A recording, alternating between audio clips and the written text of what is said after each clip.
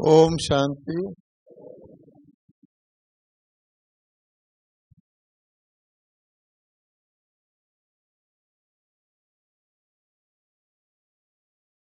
जितने कुमार आज इस स्थान पर बैठे हैं, उससे केवल 10वां हिस्सा बाबा के सारे बच्चे होते थे जब हम शुरू में पांडव भवन में आते थे। कुमार तो थोड़े ही होते थे और सरेंडर कुमार तो बहुत ही थोड़े होते। उनके नाम उंगलियों पर गिने जा सकते। लेकिन प्यारे बाबा ने देखते देखते सारे विश्व में अपने पांडवों की और शक्तियों की बहुत बड़ी गुप्त नॉन वायलेंट सेना तैयार कर दी है। और जितनी बड़ी सेना होती है उसके सैनिक को उतना ज्यादा फख्र और नशा होता है। हम किसकी सेना के सैनिक हैं, कितनी बड़ी सेना के सैनिक हैं। कभी कभी हमसे लोग बात करते हैं कि देखो, एक स्कूटर ड्राइव करने वाला ड्राइवर आज एक देश प्रांत का मुख्यमंत्री बन गया। उस समय तो बहुत बड़ी बात है। एक व्यक्ति जो प्लेटफार्म पे चाय बेचता था वो आज प्रधानमंत्री बन गया, तो कहते और भी बहुत बड़ी बात है। पर बाबा के लिए अपने बच्चों को लौकिक पद दिलाना कोई बड़ी चीज नहीं। आप सब जानते हैं कि बाबा के सारे बच्चे लौकिक पदों को त्याग कर छोड़कर यहाँ आए। कुछ देखा होगा, सोचा होगा। आज सब लोग एक चर्चा कर रहे हैं कि बाबा की एक बच्ची प्रेसिडेंट बनने जा रही है भारत में। इससे क्या पता लगता है कि बाबा चाहे तो एक तो क्या सारे बच्चों को प्रेसिडेंट बना सकता है, और बाबा बनाता नहीं है। प्रेसिडेंट कोई बहुत बड़ी बात नहीं है। ये तो किसी कार्य के लिए बाबा को पता है कि सारे विजय और उसके बाद सारी राजधानी कैसे लेनी है, बाबा जानता है। इसलिए बाबा ने किसी को किसी जगह, किसी को किसी जगह, जो जा रहे हैं अगली पार्टी में, किसी को कहीं जन्म दे रहा है, किसी को कहीं दे रहा है। और वर्तमान में भी ठीक ठीक जगह पर अपने बच्चों को फिट कर रहा है। आज के प्रधानमंत्री भी ब्रह्मा कुमारी के कितना जानते हैं, अन्य लोग कितना जानते हैं, आप सब जानते हैं। स्पीकर कितना जानता है, आदि आदि। अवश्य ही बाबा को जरूरत होगी आगे के लिए, जो बाबा ने उस अपनी बच्ची को प्रेसिडेंट बनाया। हम लोग बहुत वर्षों से प्रेसिडेंट हाउस में जाते रहते थे। कई बार तो बहुत घर जैसा हो जाता था जब कोई प्रेसिडेंट बहुत समीप का होता था। एक बार जयंती बहन हमारे साथ राष्ट्रपति भवन में गई, तो हमको सब लोग जानते थे कि आपको पता है बाबा के बच्चे टोली बांटते रहते हैं बार बार। उसने कहा कि ये तो आपके घर की तरह लग रहा है। तो हमने कहा नहीं, बाबा ने हमें कहा था एक दिन राष्ट्रपति भवन आपका हो जाएगा। अब देखिए, सचमुच राष्ट्रपति भवन हमारा हो गया। तो बाबा की बच्ची बहुत पक्की है, बहुत धारणा वाली है, देखने में बहुत सिंपल है।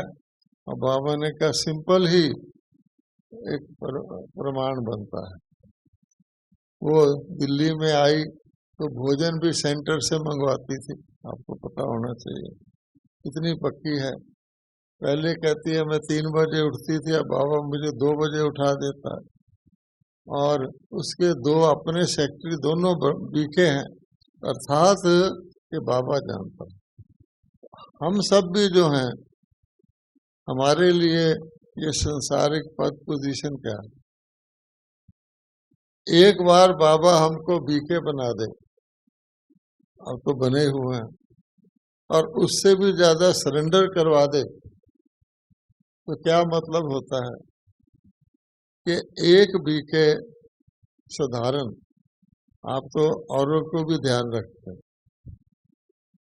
उसको बाबा यहाँ का तो कुछ देता ही नहीं। वो कहते हैं यहाँ लेके क्या करोगे, है ना? आपकी तो रिटर्न जर्नी है, जो है भी उसको भी यही छोड़ देना है, बल्कि छुड़ाता नहीं, सफल कराता है। और हर बच्चे को कम से कम 2 युग के लिए पूरा सुख शांति संपन्न ऐसा वर्षा जिसमें आयु पूरी है, दुख का नाम निशान नहीं, सुख ही सुख है, वहाँ कर्म भी नहीं करना पड़ता, ऐसा वर्षा तो बाबा दे देता। तो ये पद क्या है? इस पद में तो समय की सीमा होती है। कोई बेचारा राष्ट्रपति बन भी जाए तो 5 साल तक, बहुत कोई होगा तो 10 साल तक, और उसमें भी शरीर छूट जाए तो वो भी गया, वहां तो हमारा शरीर छूटना ही नहीं। इसलिए देखा जाए तो जो संगम पर बाबा हमको प्राप्ति कराता है, वो तो सारे कल्प में क्या किसी को भी हो ही नहीं सकती, और हर बच्चे को कराता है। दुनिया में पिता हो गए तो कोई कोई बच्चे को, कोई किसी का बच्चा राष्ट्रपति बन जाएगा, सारे थोड़ी बनेंगे। तो बाबा क्या कहता है कि मेरा हर बच्चे से बराबर का प्यार है। दुनिया में पिता का जो कमाने वाला बच्चा होता है उससे ज्यादा प्यार होता है। यहाँ वो खुद कहते हैं क्या कि मेरा हर बच्चे से उतना ही प्यार है। कई बच्चे अपने मन से सोच लेते हैं मैं कम लायक हूँ, शायद मेरे से बाबा कम प्यार करता होगा, वो उनकी मर्जी।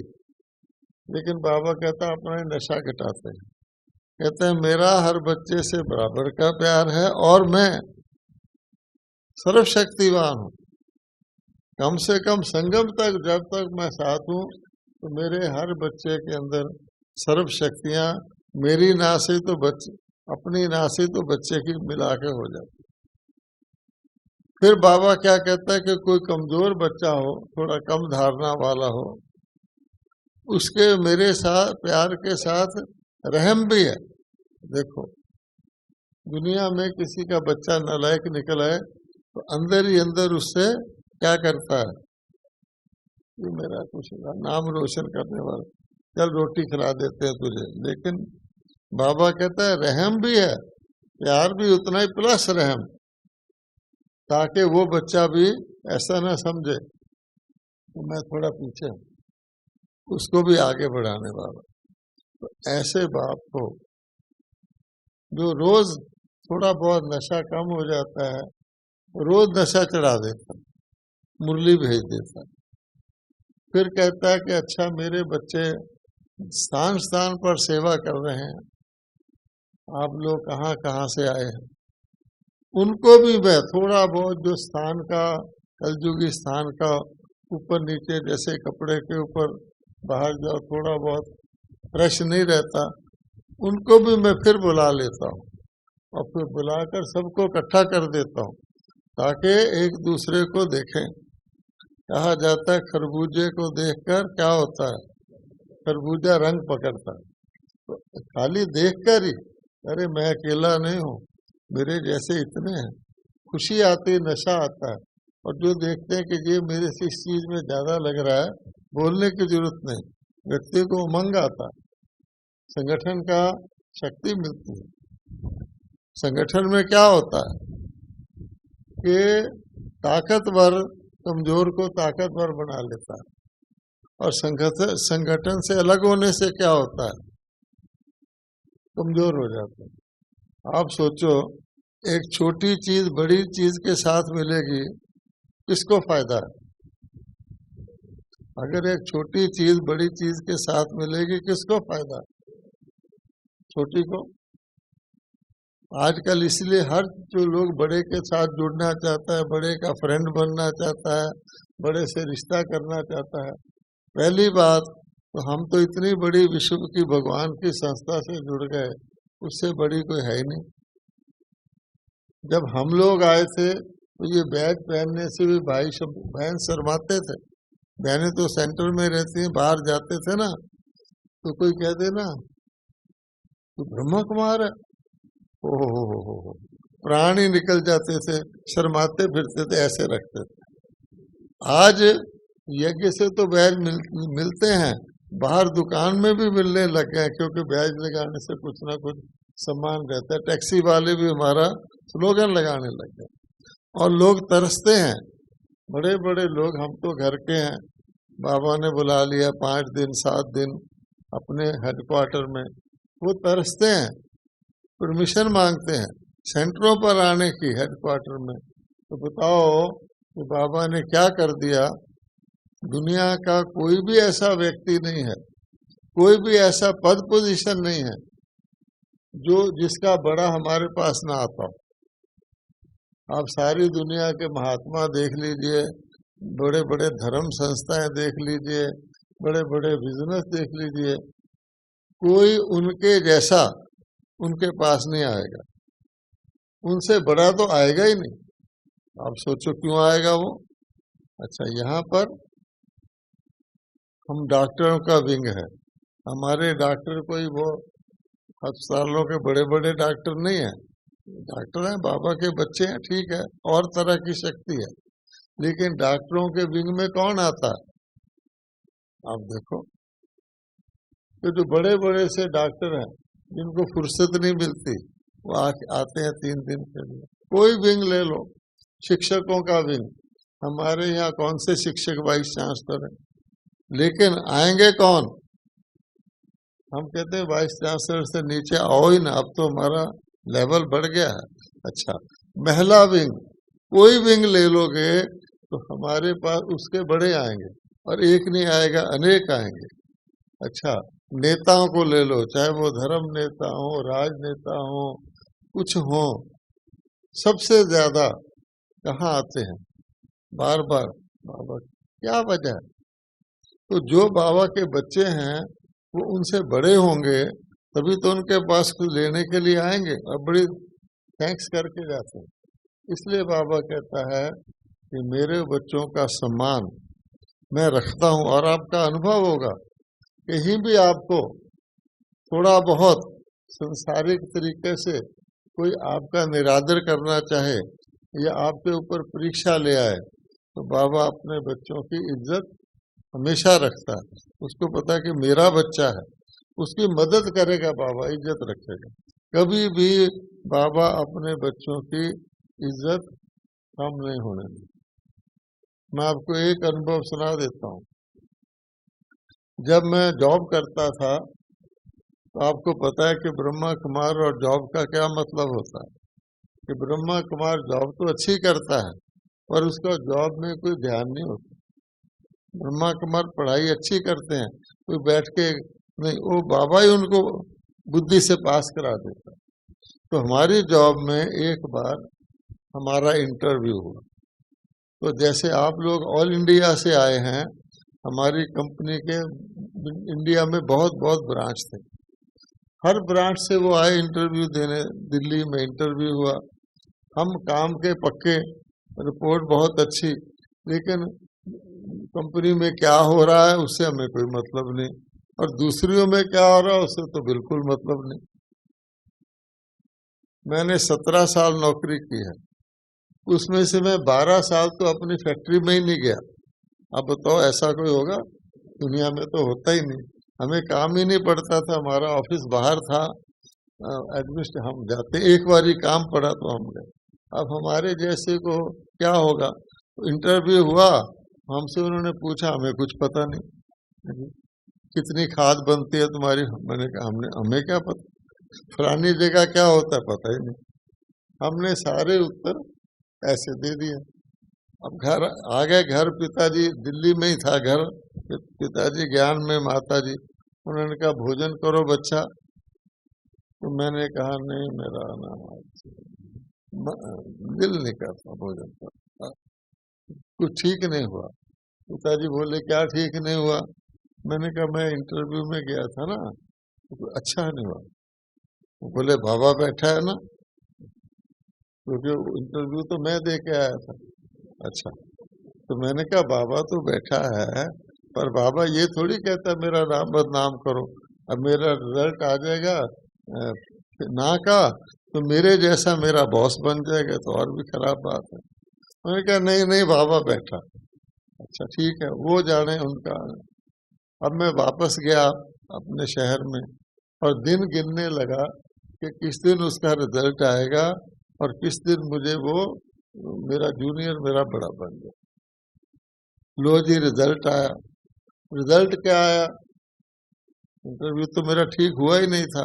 रिजल्ट ये आया कि किसी टेक्निकल वजह से सारा इंटरव्यू क्रैश कर दिया गया, इंटरव्यू खत्म। अब तो हम बच गए। अब किसने करवाया ये आप सोचो। इसलिए हमने देखा आज तक कभी भी किसी भी तरीके से कोई हमारा निरादर करने की कोशिश भी करे, वो नहीं हो सकता, क्योंकि बाबा के बच्चे हैं। और बाबा ने तो बच्चों को गारंटी करी हुई है कि जिस दिन सारी दुनिया भूखी रहेगी, जिस दिन कुछ नहीं मिलेगा, मैं दाल रोटी खिलाऊंगा।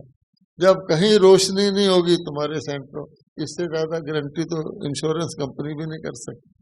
अब आप सोचो ऐसे बच्चों को बाबा हम क्या रिटर्न दे सकते हैं? टॉपिक भी बड़ा अजीब है।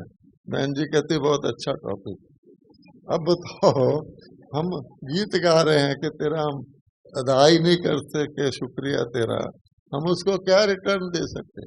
बाबा ने कई मुरलियों में कहा हुआ कि इसको गोल्ड मेडल मिलता है, उसको फलाना मिलता है, तुम शिव बाबा को क्या दोगे? दे ही नहीं सकते। इसलिए कि सोचिए, बाबा कहता है मैंने हर ब्राह्मण को जो लास्ट जन्म दिया है वो उसके कर्मों की गति के अनुसार नहीं दिया, उससे बेटर दिया है कि कोई भी बच्चा मेरा भूखा नहीं मरेगा, कोई भी बच्चा को मांगना नहीं पड़ेगा। ये गारंटियां हैं। इसलिए नहीं कि हमारे द्वापर से कर्म अच्छे हैं, लेकिन इसलिए कि हम संगम के जन्म पर हैं, ये बाबा के बन गए। अब बाबा कहता है अगर आपने पिछले जन्म को देखो, गौर से देखो, द्वापर से लेकर, तो बाबा कहता है कि इतने हमारे हिसाब किताब है, इतने ज्यादा हिसाब किताब है और सब नीचे जाने के हैं। मैं आपको आपका खाता दिखा दूं तो आप डर जाए, बाबा कहता है। और हम उसका प्रूफ भी देखते हैं कि जो हमारे बड़े बड़े हैं, मतेश्वरी जी को ले लो, गुलजार दादी को ले लो, बड़े बड़े जितने भी हैं, अंत समय उनका क्या था? क्या हिसाब किताब चुकतू हो गए थे? क्या प्राण ऐसे निकल गए थे जैसे सतयुग में निकलते हैं? क्या कुछ हुआ था? ये अलग बात है कि बाबा ने जो कुछ उनका चुकतू कराया वो सूली से कांटा कराया, उनको अनुभूति नहीं हुई, लेकिन देखने वाले को तो लगता है ना। इससे क्या पता लगता है?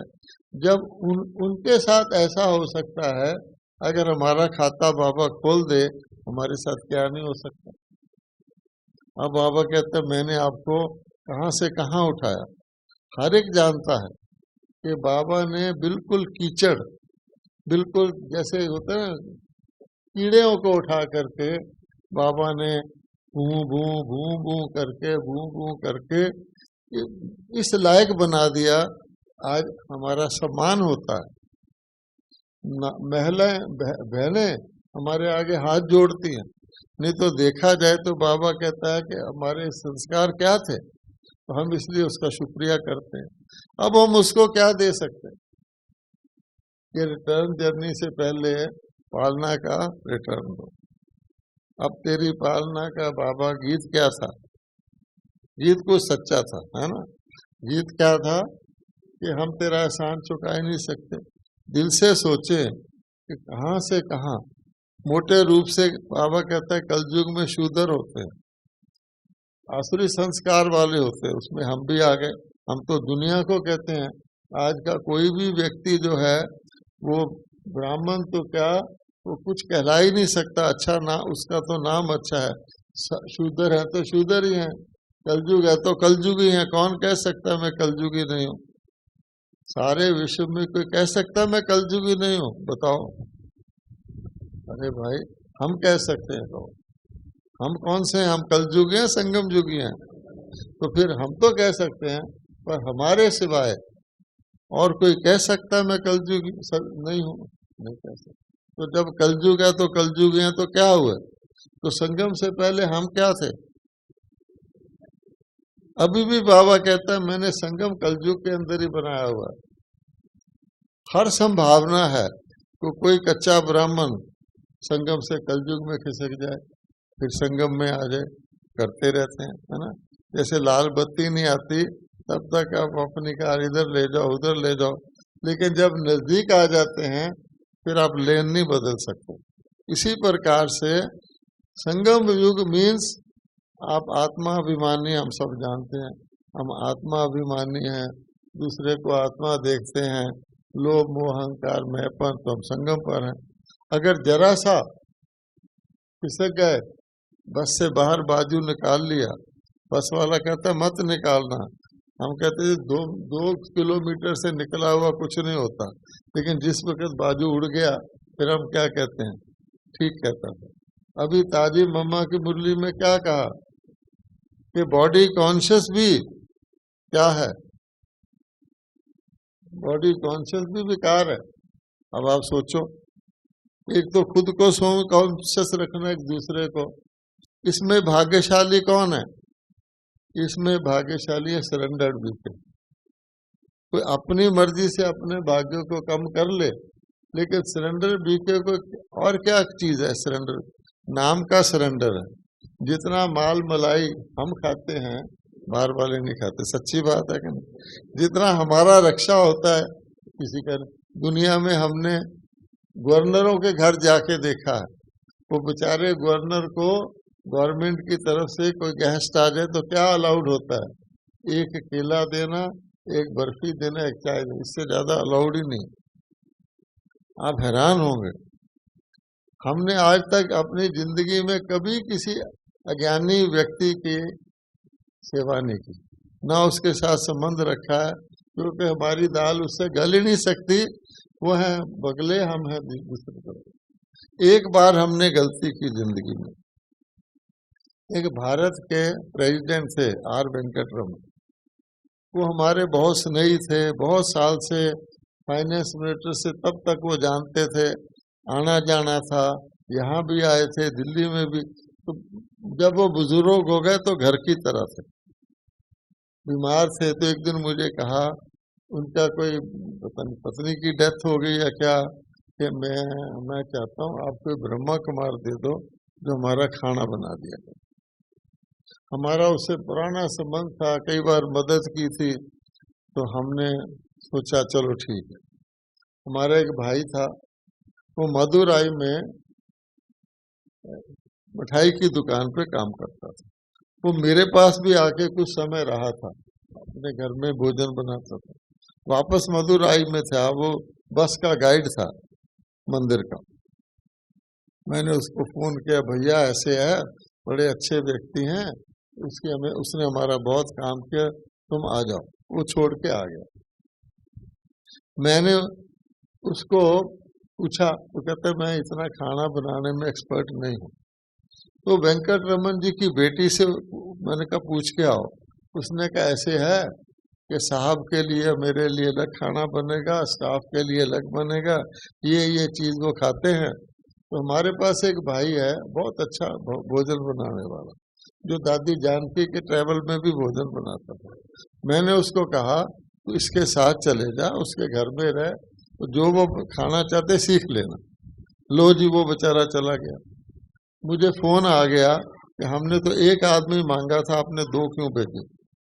अब सोचो, उनके रहने का स्थान ही नहीं, नियम ही नहीं है उनका, तो मैंने तो उनके भले के लिए भेजे थे। तो 5-7 दिन बाद मैंने देखा हमारा भाई भी तंग, उसको मुरली पढ़ने का टाइम ना दें, ये करें। तो मैंने कहा तुम दोनों वापस आ जाओ। अच्छा, मैंने मना कर दिया, भी हम नहीं रख सकते। तो वेंकट रमन जी ने कहा अपने पीए के थ्रू, देखो ब्रिजमोहन जी ने हमसे नाता तोड़ लिया है, अब क्या बताएं हम कि हमारा बन ही नहीं सकता। जिस दिन उनका शरीर छूटा उसी दिन हम वापस उनके मिलने गए थे रिश्तेदार। कहने का भाव ये है, उनकी इतनी लिमिट है, उसका कसूर नहीं, उनको अलाउड ही इतने व्यक्तियों का लिख के बिल दोगे तुम्हारा खाना बनेगा। है वो राष्ट्रपति, पूर्व राष्ट्र। हमारे यहाँ तो छोटा बच्चा हमारे यहाँ पिस्ता डालते हैं तो पसंद नहीं करते, वहाँ पिस्ते को तरसते हैं। आप देखेंगे हमको जिस प्रकार का भोजन मिलता है, बाबा का घर है, बाबा की पालना है। अब ऐसी पालना का हम क्या रिटर्न देंगे? ये तो खाने पीने की बात है। टोटली आप देखोगे कि दुनिया में बेफिक्र बादशाह जिसको कहते हैं, उनको तो चिंता भी रहती है मेरा पद ना छिन जाए। बाबा कहता है तुम्हारी बीमारी आई, तुम कहते हो हिसाब किताब चुकता हो रहा है, तो तुम्हारा तरीका ही और है ना। इसलिए जो आता है वो और चीज से प्रभावित नहीं होता। दुनिया में विद्याएं बहुत है, वो देखता है जिसको देखता है। भाषण करने वाले को छोड़ दो, किचन में जाता है तो कहते और लो जी। अच्छा, उन्होंने दुनिया में कहीं नहीं देखा जो दिल से कहे और लो जी। अच्छा, तो यहाँ तो कहते और लो जी, नहीं नहीं नहीं नहीं, नहीं जी और लो जी। अच्छा, वो हैरान है, ऐसा तो देखा नहीं। तो इसी प्रकार से कोई नया जिज्ञासु आ जाता है, वो सोचता है यहाँ तो बड़ी मौज है, खूब ब्रेकफास्ट कर लेता है अच्छी तरह। वो सोचता है कि चलो खाना नहीं खाऊंगा, कितना शानदार है। और जब भोजन आता है तो वो सोचता है ये भी अच्छा है, चलो अच्छी तरह भोजन करो, रात को फाका कर लेना। अच्छा, फिर वो रात को देखता है कि और भी अच्छी अच्छी चीज एक बार जितना हो सकता है वो खा लेता है। अच्छा, एक दिन ही खाता है ना, अगले दिन आपके कंट्रोल में आ जाता है। तो कहने का भाव ये सिस्टम ही बाबा का ऐसा है। कई लोग समझते हैं हम बाबा को ठग रहे हैं, बाबा को कोई ठग सकता है? एक दिन एक भाई मेरे पास आया, कहता है भाई साहब पता आपको? मैंने कहा क्या? कहते हैं यहाँ कॉलोनी से लोग आते हैं, थोड़ी बहुत सब्जी सुब्जी काटते हैं, नाश्ता करके चले जाते। मैंने कहा अच्छा, इसमें क्या तकलीफ है? कहते देखो ना, ऐसे नाम मात्र सब्जी काटते हैं ना, कई तो साथ ले जाते। तो मैंने कहा तुम्हारे ख्याल में बाबा इतना भोला है क्या? जब सतयुग में दरवाजे नहीं बंद होते थे, द्वापर तक नहीं बंद होते थे, लोग खुला छोड़ देते थे, उनको पता था कि कुछ उठाएगा तो कर्मों का हिसाब होगा, ब्याज के साथ वापस करके जाएगा। मैंने कहा मैं हूँ तो मेरा सारा खाना पीना कपड़ा दवाई ट्रैवल यज्ञ करता है। मैंने कहा वो बेचारे अपने घर में रहते हैं, अपना कपड़े धोते हैं, स्कूटर करके यहाँ आते हैं, क्लास करते हैं। अच्छा, अगर उन्होंने ब्रेकफास्ट कर भी लिया तो महंगा सौदा है क्या? तो मैंने कहा हर चीज तो खुद कर रहे हैं, उसके बाद तुम्हारा हॉल कौन भरेगा? रोज क्लास होती है, और कल को कोई हंगामा कर दे, मदद करने कौन आएगा? इतना तुम्हारा सेवा कर रहे हैं, और तो एक ब्रेकफास्ट कर लिया, हमें तो खुद खिलाना चाहिए उसको। वो चला गया। तो मैंने कहा भाव कहने का ये है, अगर कोई गौर से सोचे कि भगवान को कोई ठग सकता है, अपने आप को ही ठगता है।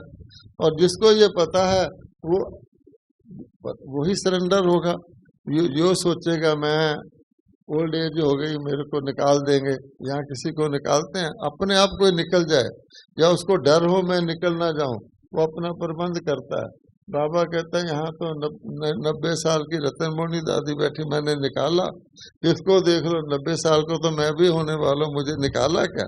तो कहने का भाव ये है कि ये तो अपनी बुद्धि है, निश्चय की कमी है। इसलिए भगवान कहता है खुले दरवाजे, सब हैरान है। कई तो एक डॉक्टर दिल्ली में प्रोग्राम करते थे ब्रह्मा कुमारी के, उसने डॉक्टरों को कहा वहां तो रामराज लगा पड़ा है, जो मर्जी खाओ पियो, कुछ दो ना दो। तो मैं अंदर से हंस रहा था कि रामराज खुद कह रहा है रामराज लगा पड़ा, इसका मतलब रामराज ही है, तुम्हारे वहां नहीं है। इसलिए बाबा कहता है कि हम कोई रिटर्न नहीं दे सकते, सच्ची बात है। 100 बार भी जन्म लेना, कई गीत ऐसे भी हैं, तब भी हम उसका रिटर्न क्या रिटर्न देंगे? और दूसरी बात, उसको चाहिए क्या? एक दाता जो देवता बना देता है, देने वाले बना देता है, जिसकी मूर्तियां भी कुछ दे सकती हैं कल युग में, उसको हम क्या रिटर्न देंगे? और वो है ही ऐसा जिसको जिसको कुछ चाहिए नहीं। और कोई भी होगा, बाबा कहता है लौकिक पिता भी होगा, माता उसको थोड़ा सोचेगा कि भाई जरा बुढ़ापे में शायद मेरा बच्चा मेरा ध्यान कर ले। यहाँ तो है ही नहीं। वो कहते हैं मैं तो बिंदु, मेरे तो शरीर भी नहीं है, जो भोग लगाते हो वो भी मैं वासना लेता हूँ, नाम मात्र, मैं तो उसमें शक्ति भरता हूँ। देखा जाए तो हम भोग लगाते हैं, हमारा ही फायदा है। नॉर्मल भोजन करेंगे तो भोजन, भोग लगाएंगे तो बाबा उसमें शक्ति भर देगा। एक तो अपने योग की शक्ति प्लस अच्छे अन्न की शक्ति, उससे हम हेल्दी बनेंगे। और उसका प्रूफ है कि सतयुग में कितने जन्म हेल्दी हेल्दी रहते हैं, एवर हेल्दी। अब वो उसको हम क्या खिलाएंगे जो एक दाने नहीं खा सकता, उसको हम क्या कपड़ा पहनाएंगे। बाबा कहते हैं सोने का शिवलिंग बना दो, कि शिवलिंग में हूं भी नहीं, मैं तो बिंदी हूँ चेतन। इसलिए एक ही रिटर्न होता है। आप सोच सकते हैं माता पिता क्या चाहते हैं। माता पिता लौकिक में भी देखिए, माता पिता लौकिक का और अलौकिक हमारे परम पिता का बहुत कनेक्शन है समझने के लिए। अदरवाइज तो लौकिक तो अल्पकालिक होते हैं, बंधन ही बनाते हैं। वो ये है कि माता पिता की एक ही इच्छा होती है कि हमारा बच्चा हमारा नाम रोशन करे। उनको खाना नहीं चाहिए, पीना नहीं चाहिए, बच्चा विदेश में रहता हो कुछ दे ना दे, हमारा नाम रोशन करे, ठीक है, हमारा नाम बदनाम न करे। एक होते कुल दीप और एक होते हैं कुल कलंक, ठीक है कि नहीं। अच्छा, तो कुल का दीपक बने, उसको देखकर हमारी शान बढ़े। और बाबा भी क्या कहता है, बाबा जो रिटर्न मांगता तो नहीं है, जो रिटर्न चाहता है वो रोज बयान करता है। क्या कहता है, तो बस बच्चे बाप समान बनो। उसने बाप समान बना के खुद क्या लेना है, उसको कोई लेना है क्या, वो तो बाप ही है, परम पिता है। लेकिन इसलिए कहता है कि वो पूछे ये किसका बच्चा है। दो तरह से पूछते हैं किसका बच्चा है, जो नालायक होता है उसके लिए भी पूछते हैं ये किसका बच्चा है। अच्छा, और जो नाम रोशन करने वाला उसके लिए भी पूछते हैं ये किसका बच्चा है। तो इसलिए वो रावण के बच्चे तो सब जानते हैं, रावण के इतने बच्चे हैं कि पूछने की भी जरूरत नहीं कि भाई किसका बच्चा, रावण का ही होगा। लेकिन बाबा के बच्चे कोटों में कोई हैं, इसलिए बाबा कहता है कि पूछे किसका बच्चा है। तो जितना ज्यादा लोग पूछें इसको किसने घड़ा है, कहते ना खुदा ने घड़ा है, इसको जरूर खुदा ने घड़ा होगा। जो ये ना किसी चीज से डरता है, ना किसी, हर चीज को इसको खेल लगती है। हम तो कांपते हैं क्या हो जाएगा क्या नहीं, इसको चिंता ही नहीं है कोई बात ही। ये कौन है, इसको ऐसा किसने सिखाया। कहते हम भी सीखना चाहते हैं, सारे इसीलिए तो आते हैं बेचारे। कोई डॉक्टर आते हैं, उनके लिए क्या प्रोग्राम होता है, ये थोड़ी होता है परमात्मा आत्मा को जो तनाव मुक्ति दे दो, हमारा तनाव मुक्त कर दो। बेसिक चीजों ये चाहते हैं। कोई और आएगा मेरी चिंता मुक्त कर दो, कोई कहेगा मैं घर से बड़ा परेशान हूँ। तो वो लोग तो जन्म जन्मांतर यही करते हैं, तकलीफ आए पीठ मोड़ लो, या सन्यासी बन जाओ, या बच्चों को निकाल दो, या खुद निकल जाओ। भगवान कहता है मैं तो ये भी नहीं कहता पीठ मोड़ो, मैं ये भी नहीं कहता किनारा करो, बीच में रह के चैलेंज करो, और कोई है तो आ जाओ। जो चैलेंज वाला होता है वो क्या करता है, चैलेंज जो चैंपियन बनता है वो क्या करता है, वो डरता है ना, अरे अरे मेरे से भी बड़ा पहलवान आ गया, पता नहीं मेरा क्या होगा। वो चैंपियन नहीं है। जो कहता है कि अच्छा और भी कोई है तो आ जाओ। बाबा कहते हैं मेरे बच्चे तो माया को चैलेंज करते हैं, और जितना बच्चा बड़ा होता जाता है चैलेंज भी बड़ा हो जाता है, और माया भी और पावरफुल आती है। ये तो लॉ है, एंड तक लॉ है कि माया और पावरफुल रूप लेके आएगी। कई बेचारे अनाड़ी जो नए सरेंडर होते हैं वो क्या सोचते हैं, दादियों को तो मौज है, सेवाधारी हैं, शानदार कमरा है, कार में क्लास में आती हैं, लेट आ जाए तो भी कोई नहीं पूछता, जल्दी चले जाए, बुकिंग हो जाए तो। हाँ, हम देखो जरा सा लेट आए तो पूछते हैं लेट क्यों आया। हाँ, और बारिश हो रही है तो हम छतरी लेनी है, छतरी से आओ, नहीं तो वैसे ही आओ। उनको भोजन का कमरा भी बड़ा अलग है, हमें जनता में भोजन करना पड़ता है, 4-4 जनों को बाथरूम मिलता है, तो क्या सोचते हैं, इनको बड़ी मौज है। लेकिन अगर कभी आपने दादियों की हिस्ट्री सुनी हो, अगर दादियों की हिस्ट्री सुनी हो कि प्रकाश मणि दादी साइकिल के पीछे बैठकर पर्चे छपवाने जा रही है, जानकी दादी एक मकान का किराया देना, उसका मालिक मथुरा में रहता है, उसको पीछे पीछे भाग रही है, तो आपको पता लग जाएगा कि ये दादियाँ क्या हैं। अच्छा, एज के साथ और परिस्थिति के साथ उनको कोई सैल्वेशन दिया जाता है। और जैसे मैं हूँ, 12 साल 15 साल पहले तक मैं अपना अंडरवियर भी खुद धोता था। अब मैं झुक नहीं सकता धरती पर, तो मुझे एक असिस्टेंट मिल गया है। कोई कहे ब्रिजमोहन जी को तो बड़ी मौज है, इसका असिस्टेंट दरवाजा खोलता है, तो उनको क्या पता कि वो तो नीचे से चीज नहीं उठा सकते, इसलिए धोखा खा जाते हैं। तो इसलिए बाबा कहता है कि ये भी हमको सोचना चाहिए कि अगर हमें कोई तकलीफ वाला सर्कमस्टांस मिलता है, वो हमारे को पक्का करता है। ऐसे ही चैंपियन नहीं बन जाते, आज बंदा है कल चैंपियन बन जाता है, उसको कई परीक्षाएं पास करनी पड़ती हैं और परीक्षा उसकी सूक्ष्म होती जाती है। एक बात याद रखें, बहुत मैंने अनुभव किया है,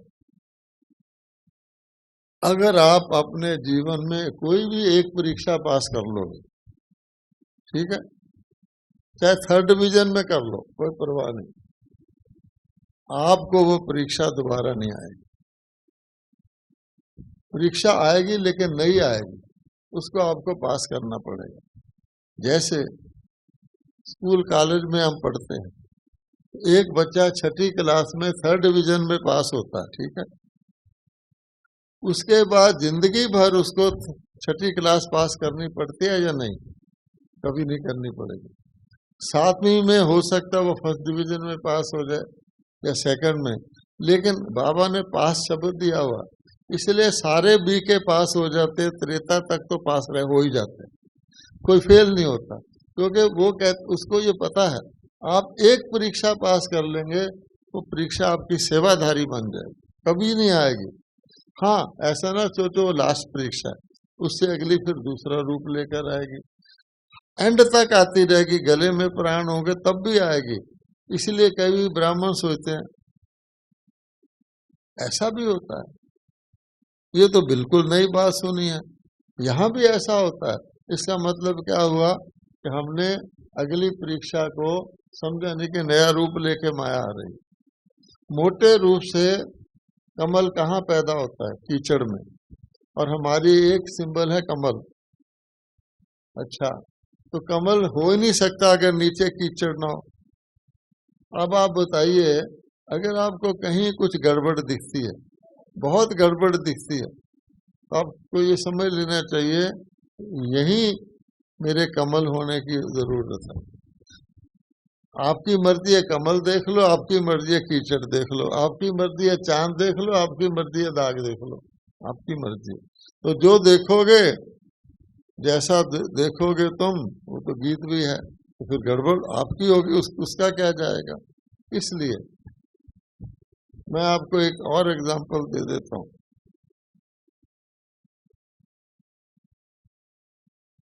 मैंने बाहर की चाय और तो और चीज छोड़ो, टोटली पीना छोड़ दिया। जॉब दफ्तर में करता था, चाय पीना छोड़ दिया ऑफिस की।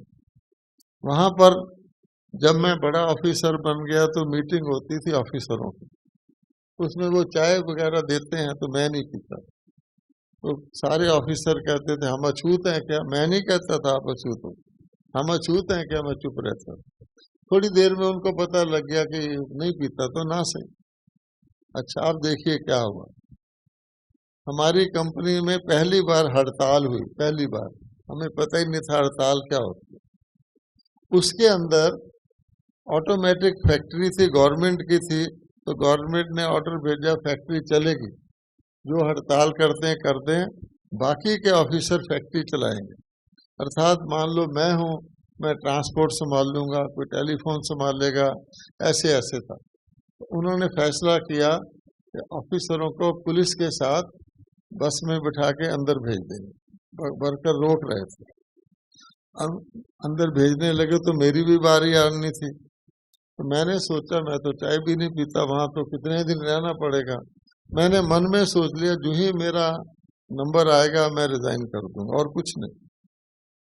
अच्छा, मेरा नंबर आया तो हमारा जो बड़ा ऑफिसर था उसने मेरे पर हाथ रखा, कहता है एक फाइनेंस वाला बाहर रख लो, एक फाइनेंस वाला बाहर रख लो, क्योंकि हमें बैंक से पैसा मंगवाना पड़ेगा, जो लॉयल वर्कर उनको तनख्वाह देनी पड़ेगी, सामान भेजना पड़ेगा। तो 19 दिन वो हड़ताल रही, मैं बाहर रहा, क्योंकि मेरा, और मैं अपने वक्त पे आता था, बल्कि दूसरे ऑफिसरों की पत्नियां सुबह मेरे घर में फोन करती थी, हमने स्वेटर भेजना, हमने दवाई भेजनी है, तो सब मुझे दे जाते थे, मैं पुलिस वैन में भिजवाता हूँ। इसका कारण क्या था कि मेरा असूल पक्का था। अब बाबा ने परीक्षा भी ली पर तोड़ने नहीं दिया। इसी प्रकार से आप कोई असूल फॉलो कर लोगे वो आपका टूटेगा। बल्कि बाद में वो मेरी रिस्पेक्ट करने लगे कि चाय नहीं पीता, देखो खराब। एक बारी मेरी प्रमोशन हुई तो जो मेरा ऑफिसर था उसने सोचा आज इसकी प्रमोशन हुई है, आज तो इसको चाय पिला के ही दिखाना। सुबह सुबह मुझे बुला लिया, उसने मेरी प्रमोशन की थी, बोला आज आपको चाय पिलाते। मैं तो अंदर हंसता रहा। तो उन बड़े ऑफिसर के पास अपना अरेंजमेंट होता है चाय बनाने का, उसका एक खास आदमी होता है क्रॉकरी, उसको बुलाया, कहते देखो चाय बना के लो, साफ बनाना। वो समझते हैं ये लोग इसलिए नहीं पीते क्योंकि मैल मूल होता है, अच्छी तरह बना के लाना। अच्छा, जब तक वो बना के लाए बात करता रहा। वो लाया तो खुद चेक किया तो एक कप पे कुछ काला काला लगा होता, कहता नहीं ये नहीं, दोबारा बना के लाओ। उसकी जिद थी कि मुझे चाय पिलाना। अच्छा, वो दोबारा बनाने चला गया। अब इतने में दफ्तर शुरू हो गया था, एक दूसरा लॉ ऑफिसर आके बैठ गया, उससे वो बातें करने लग गया। वो चाय बना के लाया, उसने एक उसके आगे रखी, एक मेरे, तो मैंने जो लॉ ऑफिसर है तो उसकी तरफ खिसका दी। उसको पता ही नहीं लगा, बातें करता रहा। तो मैंने कहा मैं जाऊं, कहता जाओ, वो भूल गया। अब आप सोचो, तो कहने उसने कोशिश भी की पर उस बार भी उसने कुछ काला काला निकला, जैसे दाल में काला होता है, चाय में काला निकला। तो कहने का भाव ये है कि पक्का समझ लीजिए कि कोई भी, और बाबा आपकी रिटर्न कैसे लेता है, बाबा आपकी हर विशेषता का, चाहे सामान्य विशेषता हो, ऑर्डिनरी, वो हमारे तीनों कालों को जानता है, उसका लाभ लेता है। वो केवल ये कहता है मेरा रिटर्न करना है तो मेरी श्रीमत का पूरा पूरा फॉलो करो, मैं ऑलमाइटी हूँ। हम समझेंगे हम पूरा कर रहे हैं, लेकिन गौर से देखेंगे अभी कुछ गुंजाइश है, वो पूरी कर लो। क्या हुआ कि मधुबन में ओम शांति भवन बनना था और किचन नया बनना था, उसके लिए 120 टन सीमेंट चाहिए था। अच्छा, और माउंट आबू में 20 बोरी सीमेंट राशन कार्ड पे 3 महीने में मिलता था, तो दिल्ली से लेना था। तो उन्होंने मुझे कहा कि दिल्ली में जाओ और 120 टन सीमेंट सैंक्शन कराना गवर्नमेंट से। उन दिनों में 20 रुपए बोरी सीमेंट होता था, 20 रुपए बोरी ब्लैक होता था, टोटल बोरी 20 रुपए की। अच्छा, मैं चले गया तो वहां एक ऑफिसर सीमेंट कंट्रोलर बैठा था, वहां एक रजिंद्रा प्लेस है, वहां ऑफिस था। मैं गया, सुबह सुबह गया, वो बैठा था, उसके साथ कोई ऑफिसर बात कर रहा था। बात पूरी हुई तो मुझे कहता है कहिए क्या काम है। अब देखिए, नॉर्मली आदमी बताता है मेरा ये काम है। मैंने उससे पूछा आप किस शहर के रहने वाले हैं, आमतौर पे कोई व्यक्ति नहीं पूछता, उसने मेरा ही शहर बताया। कि मैं अमृतसर का रहने वाला हूँ। चलो यहाँ तक भी ठीक है। फिर मैंने उससे पूछा आप किस स्कूल में पढ़े हैं बताओ। ऑफिसर नया, उसने मेरा स्कूल बताया। अच्छा, अब सोचो कि किसने मेरे दिमाग में डाला और किसने उसको क्लोजनेस लाई। मेरा स्कूल बताया तो मैंने फिर बातें की तो लगा 1 साल मेरे से आगे था स्कूल में, मेरा क्लास फेलो नहीं था। फिर मैंने उसको कहा हमारे स्कूल में एक सरदार टीचर होता था, उसका नाम था सोडी, सिख था। उसके यहाँ दाढ़ी होती थी तो उसको लोग कुक्कड़ सोडी कह के छेड़ते थे। तो मैंने कहा आपको याद है हमारे स्कूल में टीचर हो?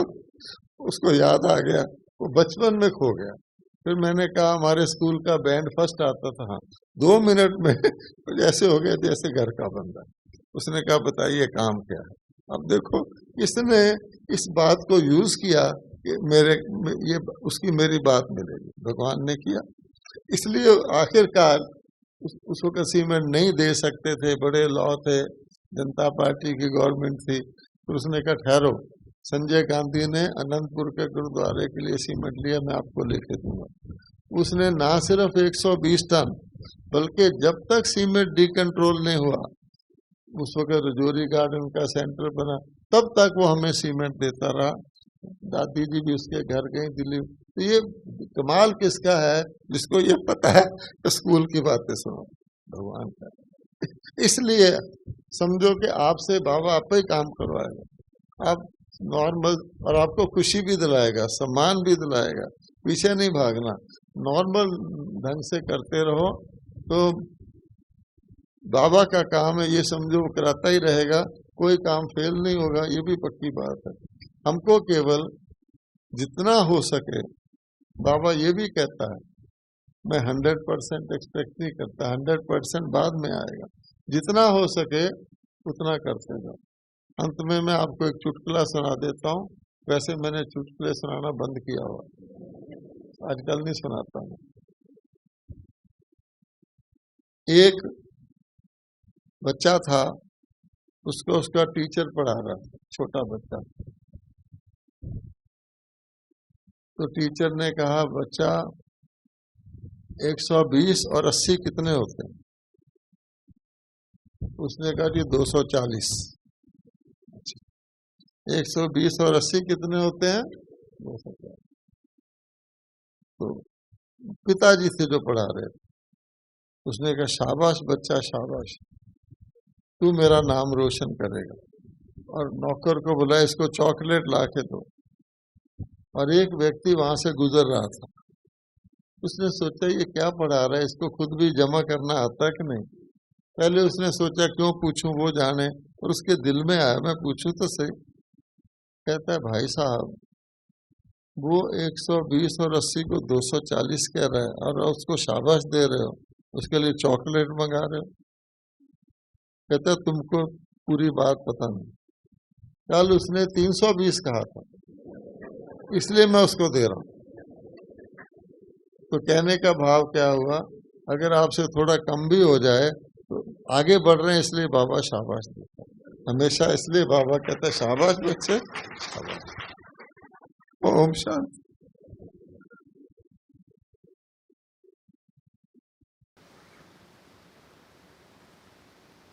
यही है तमन्ना बने बाबा तुम सा, चले साथ घर को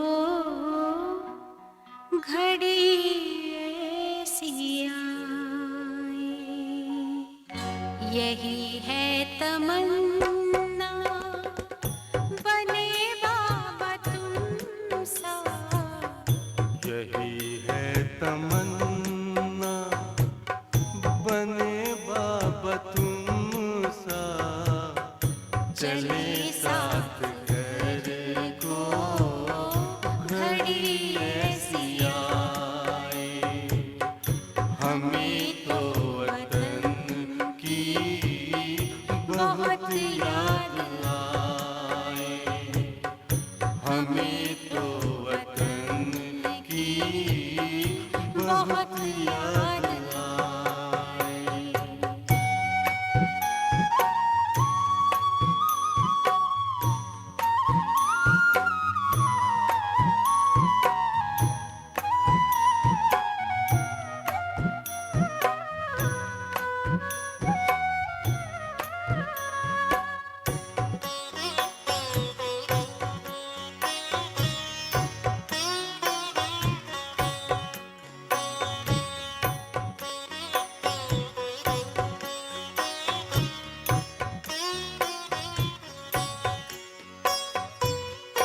किस काम की है पुरानी ये दुनिया, बड़ी प्यारी है वो निराकारी दुनिया। विदेही बनेंगे प्रभु संग चलेंगे, परम शांति आनंद अनुभव करेंगे। देखो इशारों से कोई बुलाए, देखो इशारों से कोई बुलाए, हमें तो वतन की बहुत याद आए। हमें तो वतन की बहुत याद आए।